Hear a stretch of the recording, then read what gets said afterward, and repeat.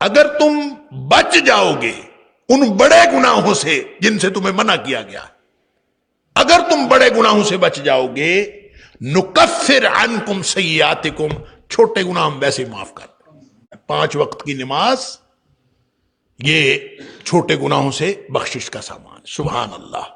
اور عشاء پڑھی 7 بجے تو سویا 12 بجے یا 1 بجے، تو یہ جو 5-6 گھنٹے ہیں اللہ تعالیٰ معاف فرمائے، یہ کیا کیا؟ پھر یہ وہی کیا ہے نا، ثم تحترقون تحت، جو سویا نہیں تو گناہوں کی بھٹی میں جل رہا ہے۔ اب جب جس نے نماز عشاء کی بعد سوتے وقت تک تحترقون کیا اور نماز پڑھے بغیر سو گیا، تو اس کا مطلب ہے وہ گناہ ساتھ لے کے سو گیا، وہ جو اللہ نے بخشنے تھے نماز پڑھنے کے ساتھ۔ لہذا نبی پاک صلی اللہ علیہ وسلم نے عشاء کے بعد جاگنے سے اور عشاء سے پہلے سونے سے منع کیا۔ اگر عشاء کے بعد جاگنا ہو تو یہ جو وطر ہے یہ عشاء کی نماز کا حصہ نہیں ہے، یہ رات کی نماز ہے۔ لہذا اگر جاگنا ہو تو اس کو وطر کو چھوڑ دیں اور پھر سونے سے پہلے وطر پڑھ لیں۔ اگر اللہ تعالیٰ کوئی 2 نفل علاوہ ہی پڑھنے کی توفیق دے دے تو بہت اچھا ہے۔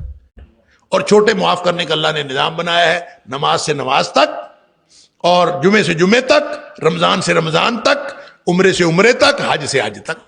اللہ صغیرہ معاف کیا ہے، لیکن انسان اس کو چھوڑے ہی نہ، بار بار کرتا رہے، تو اس کا مطلب ہے وہ صغیرہ نہیں ہے، وہ کبیرہ ہے، پھر وہ توبہ کے بغیر معاف نہیں ہوتا۔ اللہ تعالیٰ معاف فرمائے۔ وہ گناہ میں مبتلا ہوتا ہے تو فوراً اس کو خیال آتا ہے، اس کو ندامت ہوتی ہے، اس کو پریشانی ہوتی ہے، وہ اللہ کے سامنے پچھتاوے کا اظہار کرتا ہے، اور پھر اللہ سے اس ندامت کے ساتھ اللہ سے وعدہ کرتا ہے کہ یا اللہ آئندہ میں نے یہ حرکت نہیں کرنی۔ جس کے فوراً بعد انسان توبہ کر لیتا ہے یہ لمحہ ہے۔ لہذا جو لوگ بدنگاہی کا ارتکاب کر لیتے ہیں، یہ زنا کا وہ حصہ ہے جو ہر شخص کے لیے مقرر ہے۔ اب سن لیجئے، سبحان اللہ، اپنے اپنے کردار، اپنے اپنے شخصیت اس سانچے میں دیکھ لیجئے۔ الذین یجتنبون کبائر الاثم والفواحش الا اللمم۔ اللہ اکبر۔ یہ جو نیک لوگ ہیں نا، یہ وہ ہیں جو بڑے بڑے گناہوں سے بچتے ہیں۔ الذین یجتنبون، جو بچتے ہیں، کبائر الاثم، بڑے بڑے گناہوں سے، والفواحش، اور بے حیائیوں سے، یعنی بڑی بے حیائی سے اور بڑے بڑے گناہوں سے یہ بچتے۔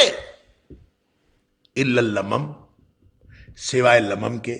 لمم کا ترجمہ کیا ہے اہل تفسیر نے اور اہل لغت نے، لمم کا معنی ہے صغیرہ گناہ، چھوٹے گناہ ہو جاتے ہیں، بڑے گناہوں سے بچتے ہیں۔ تو گویا جو بڑے گناہوں سے بچتے ہیں، چھوٹے جب ہو جاتے ہیں تو چھوٹوں کو تو اللہ تعالیٰ نے معاف کرنے کا طریقہ بنایا ہوا ہے۔ یہ سورہ نساء کی آیت نمبر 31 میں بھی ہم پڑھا ہے۔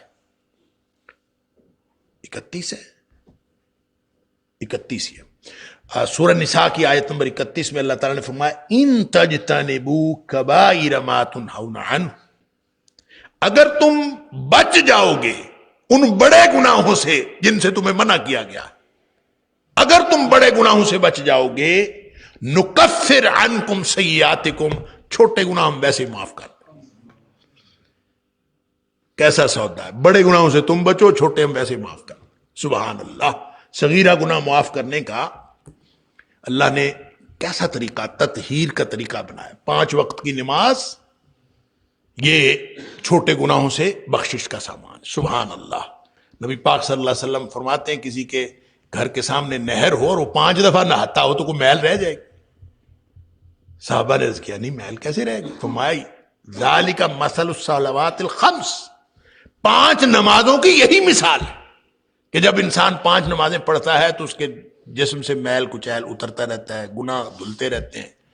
اور وہ جو حدیث ہے تحترقون والی، کئی دفعہ میں نے آپ کے سامنے رکھی کہ نبی کریم صلی اللہ علیہ وسلم نے فرمایا کہ انسان جو ہے وہ گناہ میں مبتلا ہوتا ہے، گویا گناہوں کی بھٹی میں جل رہا ہوتا ہے۔ تم جل رہے ہوتے ہو حتی اذا صلیتم الفجر، شکر ہے آگے فجر کی نماز آ جاتی ہے، تم فجر کی نماز پڑھتے ہو، غسلتھا، وہ سب کو دھو ڈالتی، ثم تحترقون تحترقون، پھر تم گناہ کرتے جاتے ہو، اس میں جلتے رہتے ہو، حتی اذا صلیتم الظہر، شکر ہے ظہر آ جاتی ہے، غسلتھا، وہ سب کو دھو ڈالتی ہے، سبحان اللہ۔ ثم تحترقون پھر تم گناہ کرتے ہو، حتی اذا صلیتم العصر، عصر آ جاتی۔ اسی طرح نبی پاک صلی اللہ علیہ وسلم نے پانچوں نمازوں کے بارے میں فرمایا کہ ہر نماز پچھلے گناہوں کو دھو ڈالتی، اور عشاء کے بعد آپ نے یہ نہیں فرمایا کہ ثم تحترقون تحترقون، آپ نے فرمایا ثم تنامون۔ جب عشاء پڑھ لی، غسلتھا، اس نے پچھلے گناہ دھو ڈالے، ثم تنامون، پھر تم سو جاتے ہو، اور فلا تکتب علیکم حتی تستيقظوا، پھر کوئی چیز نہیں لکھی جاتی، فلا یکتب علیکم، تمہارے اوپر کوئی چیز نہیں لکھی جاتی، حتی تستيقظوا، جب تک کہ تم بیدار نہیں ہوتے، یعنی سوئے رہتے ہو کچھ نہیں لکھا جاتا، جب بیدار ہوتے ہو تو فجر آ جاتی ہے، الحمدللہ، وہ سارا کام پھر شروع ہو جاتا ہے۔ تو اس کا مطلب ہے جو سوتا نہیں ہے وہ کیا کرتا ہے؟ پھر جو عشاء کے بعد سوتا نہیں، ہم نے تو رات کو سونا ہوتا ہے 12-1 بجے، تو 12-1 بجے جو سوتا ہے اور عشاء پڑی 7 بجے تو سویا 12 بجے یا 1 بجے، تو یہ جو 5-6 گھنٹے ہیں، اللہ تعالیٰ معاف فرمائے، یہ کیا کیا؟ پھر یہ وہی کیا ہے نا، ثم تحترقون تحترقون، جو سویا نہیں تو گناہوں کی بھٹی میں جل رہا ہے، تو اگر وہ ویسے ہی سو گیا، جب عشاء پڑھ کے سو گیا تو اس کا مطلب ہے کہ وہ گناہ بخشا کے معاف کرا کے سو گیا، اور جو عشاء پڑھ کے نہیں سویا تو اس نے تو عشاء کے بعد تحترقون تحترقون کیا ہے، تو پھر وہ ویسے ہی سو گیا ہے، تو اس کا مطلب ہے وہ بہت بڑا رسک لے کے سو گیا، انا للہ و انا الیہ، اٹھا ہی نہ تو پھر کیا ہوگا؟ مر تو رہا ہے، موت تو آ رہی ہے، نیند اور موت پہنے ہیں نا۔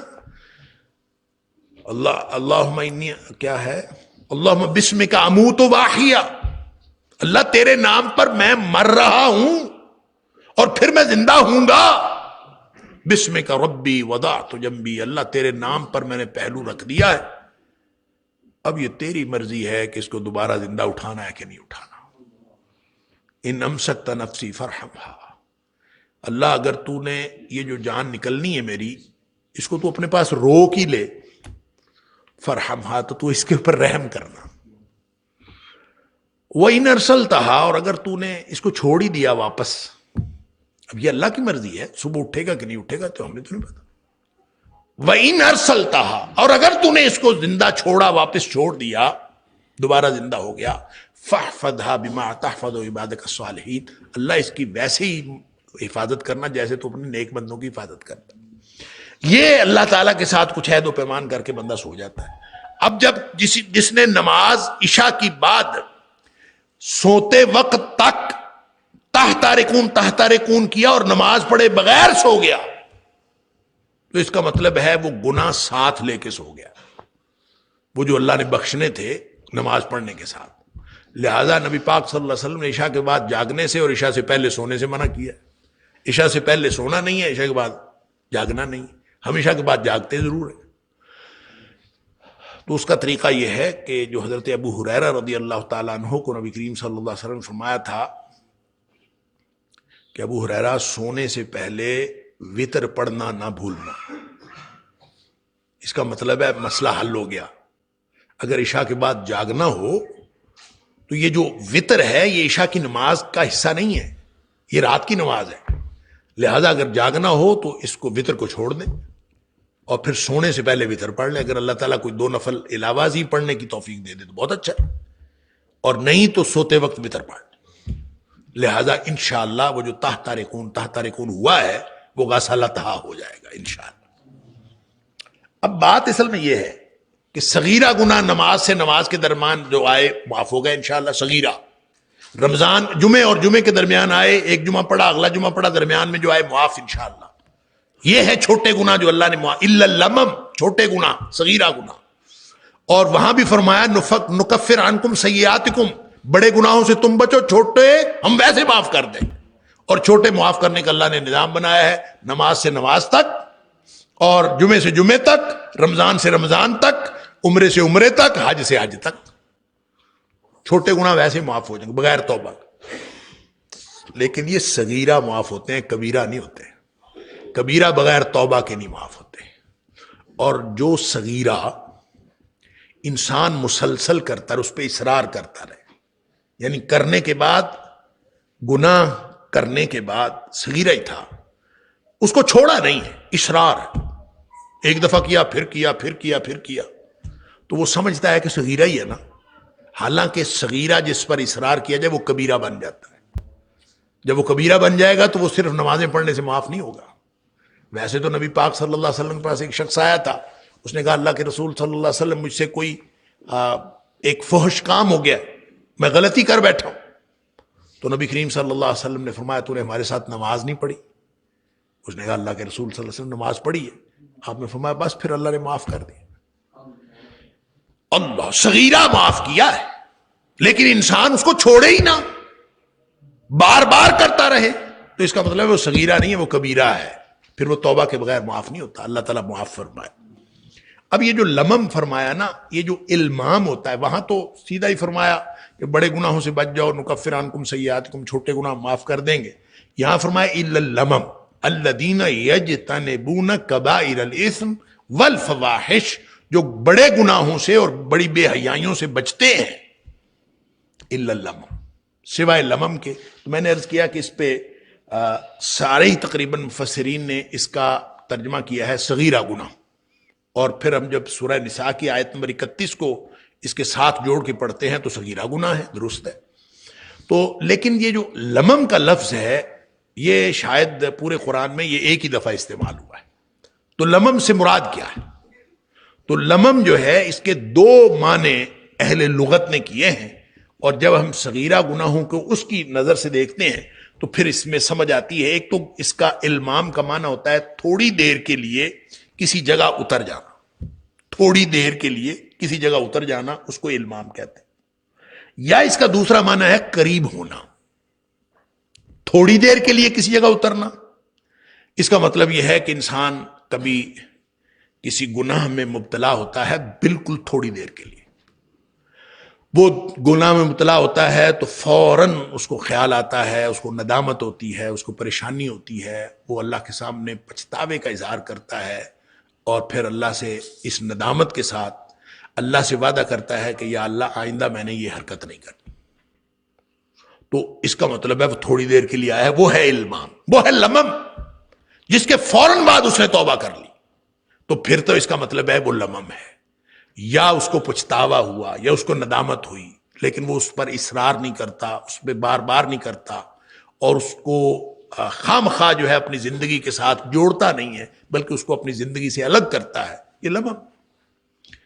تو حضرت عبداللہ بن عباس رضی اللہ تعالیٰ عنہ جو ہیں، طبری وغیرہ نے تفسیر طبری میں عام طور پہ حضرت ابن عباس رضی اللہ عنہ کا قوال بہت زیادہ ہے، تو حضرت ابن عباس رضی اللہ تعالیٰ عنہ کا قول انہوں نے نقل کیا ہے کہ لمم کا معنی یہ ہے کہ انسان سے کوئی فحش کام کا ارتکاب ہو اور انسان فوراً توبہ کر، یہ ہے لمم، جس کے فوراً بعد انسان توبہ کر لیتا ہے، یہ لمم ہے۔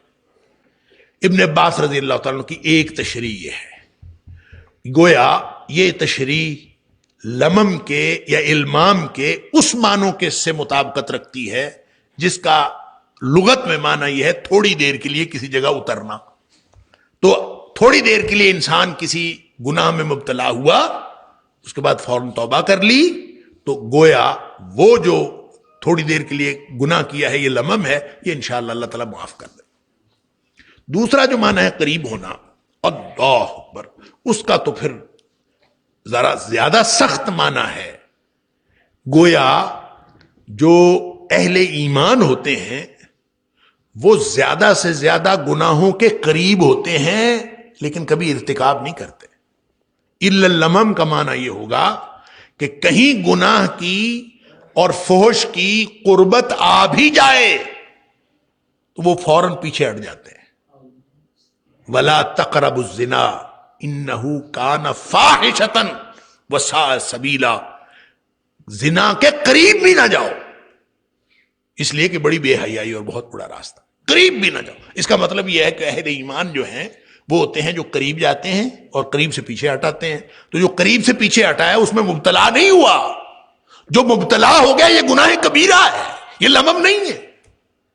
لمم یہ ہے کہ انسان گناہ کے قریب گیا اور وہاں سے پیچھے ہٹا، اللہ پھر تو لمم۔ اسی طرح نبی پاک صلی اللہ علیہ وسلم نے فرمایا کہ اللہ تعالیٰ نے ہر شخص کے لیے زنا میں سے اس کا حصہ مقرر کر دیا، اور ادرک ذالک لا محالہ، وہ اس کو اس اپنے حصے کو لا محالہ اس کو حاصل کرے گا ہی کرے گا۔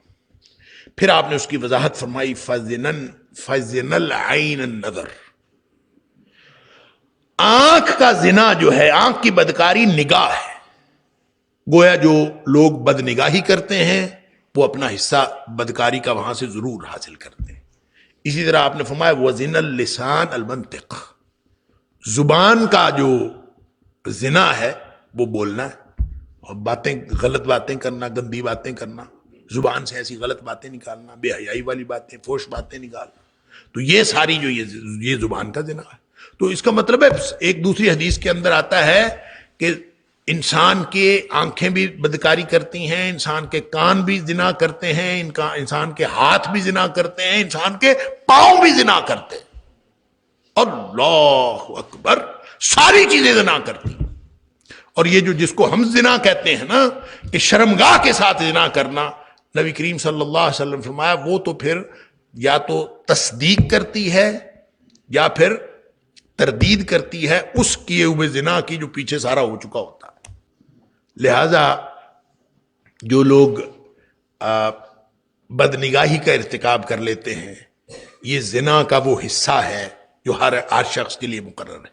اس کا مطلب ہے ہر شخص سے بدنگاہی ہو جاتی، تو جتنا مرضی کوئی بچنا چاہے بد نظری ہو جاتی ہے۔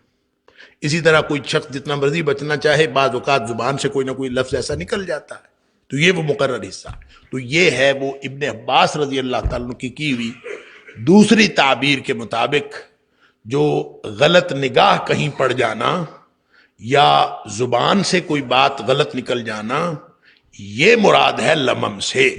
گویا اس سے مراد وہ نہیں ہے کہ انسان کسی بے حیائی کا ارتکاب کرے اور پھر اس کو توبہ کرے، لیکن چونکہ ایک قول ان کا یہ بھی ہے، اور ویسے لمم کا معنی چونکہ صغیرہ ہی گناہ ہے، تو صغیرہ گناہ میں اگر کوئی شخص مرتکب ہو اور پھر فوراً توبہ کر لے تو انشاءاللہ اللہ تعالیٰ بڑے بڑے گناہ جو ہے، بڑے گناہوں سے انسان بچتا رہے تو اللہ تعالیٰ یہ چھوٹے گناہ ویسے ہی معاف کر دے گا۔